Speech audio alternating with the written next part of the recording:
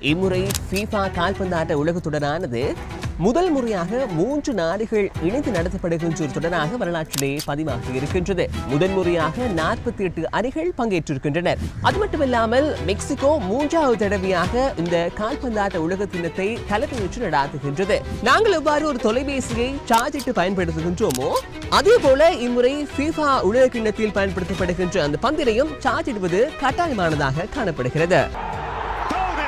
The little boy from Rosario, Argentina, on behalf of them. Here comes Tuan. The world record's gone. Neeraj Chopra.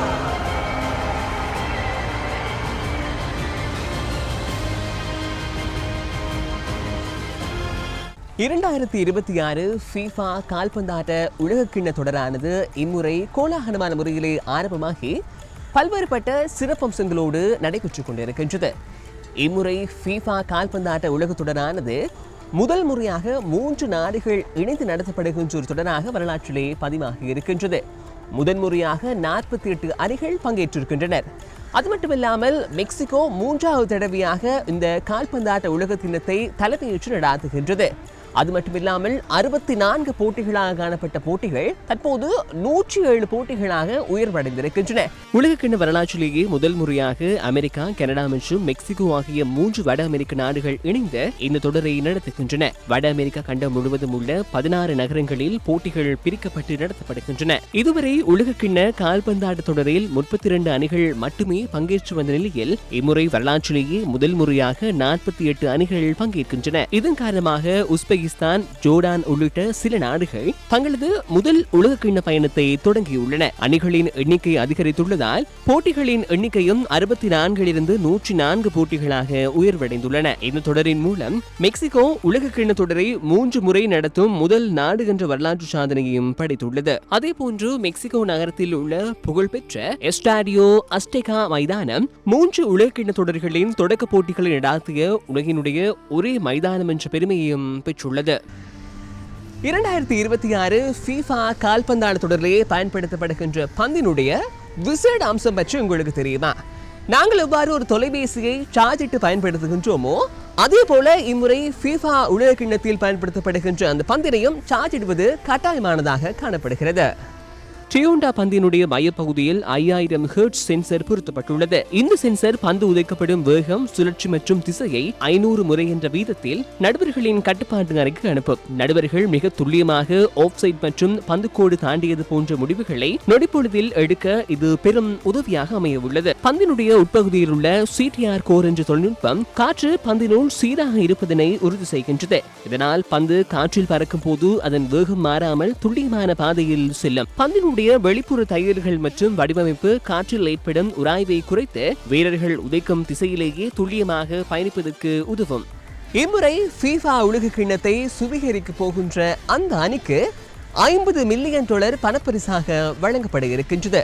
2ஆம் இடத்தை பிடிக்க போகின்ற அந்த அணிக்கு $33 million பணப்பரிசாக வழங்கப்பட இருக்கின்றது. இம்முறை உலக கால்பந்தாட்ட தொடருக்காக ஒதுக்கப்பட்டுள்ள $727 மில்லியன் மொத்த நிதியில் $655 மில்லியன் நிதியானது தொடரில் அணிகளுடைய வெற்றிக்கு அமைவாக பகிர்ந்தளிக்கப்பட உள்ளது.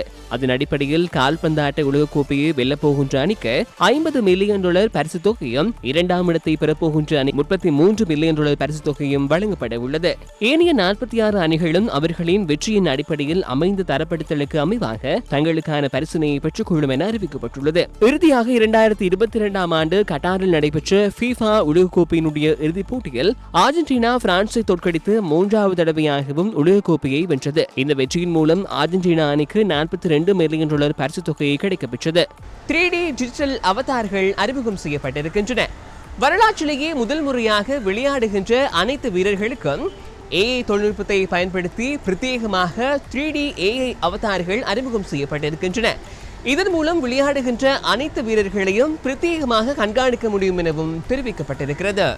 இந்த 3D டிஜிட்டல் அவதார் தொழில்நுட்பம் கால்பந்து விளையாட்டை அடுத்த கட்டத்திற்கு எடுத்துச் சென்றுள்ளது. செயற்கை நுண்ணறிவு மற்றும் அதிநவீன கேமராக்கள் மூலம் இந்த தொழில்நுட்பம் செயற்படுகின்றது. இந்த கேமராக்கள் மைதானத்தில் ஓடும் ஒவ்வொரு வீரரின் உடலில் உள்ள 29 முக்கிய புள்ளிகளை வினாடிக்கு 50 முறை என்ற விகிதத்தில் தொடர்ந்து கண்காணிக்கும். இந்த தரவுகளை AI தொழில்நுட்பம் உடனடியாக செயலாக்கி அந்த வீரரை போலவே அச்சு அசலாக இருக்கும் ஒரு முப்பரிமாண டிஜிட்டல் வடிவத்தை கம்ப்யூட்டரில் உருவாக்கிவிடும். மைதானத்தில் வீரர் எப்படி ஓடுகின்றாரோ அதே போல இந்த அவதாரம் கணினி திரையில் நகரும். வீரர்களின் இந்த 3D அவதாரம் மற்றும் பந்தினுள் இருக்கும் சென்சர் தரவுகள் ஆகிய இரண்டையும் AI ஆனது ஒருங்கிணைக்கும். ஒரு வீரர் ஆஃப்சைட் கோட்டை தாண்டும் அடுத்த நொடியே கட்டுப்பாட்டு அறையில் உள்ள நடுவர்களுக்கு தானியங்கு எச்சரிக்கையை சென்றுவிடும். இதனால் சில நிமிடங்களாக நீடிக்கும் வீடியோ அசிஸ்டன்ட் ரெஃப்ரி சோதனைகள் இப்போது வெறும் 2-3 வினாடிக்குள் மிக துல்லியமாக முடிக்கப்படுகின்றன. இம்முறை தொடரின் முதல் போட்டியிலேயே 3 வீரர்களுக்கு சிவப்பு அட்டை காண்பிக்கப்பட்டமையும் இதற்கு மிகச்சிறந்த உதாரணமாகும்.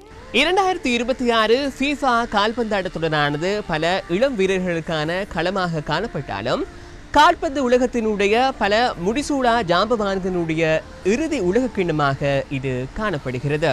உலகக்கிண்ண வரலாற்றில் அதிக போட்டிகளில் விளையாடிய வீரர் என்ற சாதனையை ஏற்கனவே அவர் படைத்துள்ளார். அர்ஜென்டினாவில் தனது கடைசி போட்டியை விளையாடிவிட்டதாக கடந்த சில மாதங்களுக்கு முன்பு அவர் அறிவித்திருந்தார். 2026 உலகக்கிண்ண தொடரே சர்வதேச அரங்கில் அர்ஜென்டினா ஜெர்சியை அவர் விளையாடும் கடைசி தொடராக இருக்கும் எனவும் எதிர்பார்க்கப்படுகின்றது. கிறிஸ்டியானோ ரொனால்டோ மெஸ்ஸியுடன் இணைந்து வரலாற்றிலேயே முதல் முறையாக 6வது உலகக்கிண்ண தொடரில் பங்கேற்கும் சாதனையை படைத்துள்ள ரொனால்டோ 6 வெவ்வேறு உலகக்கிண்ண தொடர்களில் கோல் பதிவு செய்த முதல் வீரர் என்ற சாதனையை நோக்கி அவர் விளையாடிக் கொண்டிருக்கின்றார். தனது 1000வது தொழில்முறை கோல் கனவை நோக்கி பயணிக்கும் ரொனால்டோ சர்வதேச அளவில் போர்த்துகல் அணிக்காக விளையாடும் இறுதி போட்டித் தொடர் இதுவாக இருக்கும் என தெரிவிக்கப்பட்டுள்ளது. இவர்களை தவிர லூகா மெட்ரிக்ஸ் மற்றும் நெய்மர் போன்ற முன்னணி வீரர்களும் சர்வதேச கால்பந்தாட்ட தொடரிலிருந்து ஓய்வு பெறுவார்கள் என எதிர்பார்க்கப்படுகின்றது.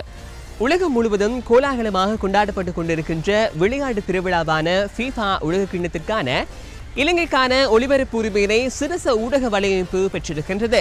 இம்முறை நடைபெறுகின்ற அனைத்து போட்டிகளையும் சிரச டிவி, TV1 மற்றும் சக்தி தொலைக்காட்சிகளில் உங்களால் நேரடியாக கண்டுகளிக்க முடியும். இம்முறை FIFA உலகக்கிண்ணத்தினுடைய இறுதிப் போட்டியானது ஜூலை மாதம் 19ஆம் தேதி நடைபெற இருக்கின்றது. ஆகவே இம்முறை யார் கிண்ணத்தை சுவீகரிக்க போகின்றார்கள் என்பதை நீங்கள் நினைக்கின்றீர்கள் என்பதை எங்களுக்கு கமெண்ட் செக்ஷனிலே தெரிவிக்கலாம். மீண்டும் ஒருமுறை பாப்புலர் நிகழ்ச்சியூடாக உங்களை சந்திக்கும் வரையில் உங்களிடமிருந்து விடைபெற்றுக் கொள்ளும் நான் Jeevanandam லவன்யன். The little boy from Rosario, Argentina, on behalf of them. Here comes 2-1. The world record's gone. Neeraj Chopra.